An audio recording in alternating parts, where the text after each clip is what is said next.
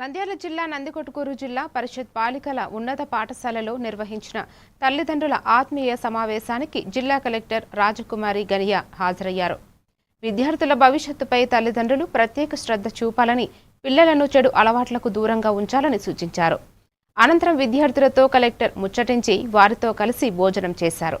ఈ కార్యక్రమంలో అధికారులు, ఉపాధ్యాయులు, విద్యార్థులు, తల్లిదండ్రులు పాల్గొన్నారు.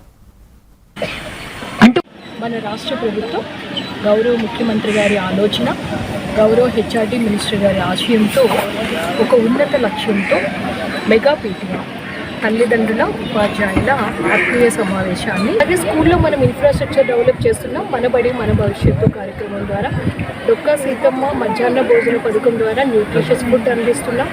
సర్వేపల్లి రాధాకృష్ణ విద్య మన టీచర్స్ ఒపీనియన్ తీసుకున్నాం, పేరెంట్స్ ఒపీనియన్ తీసుకున్నాం, స్టూడెంట్స్ కూడా మాట్లాడారు.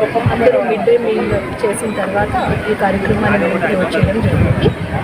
ఈ కార్యక్రమం మన జిల్లాలో ఇంకా సక్సెస్ఫుల్గా జరగడానికి సహకరించిన ప్రజలు, ప్రజాప్రతినిధులు, ముఖ్యంగా తల్లిదండ్రులు, ఉపాధ్యాయులు, ప్రింట్ అండ్ డెలివరీ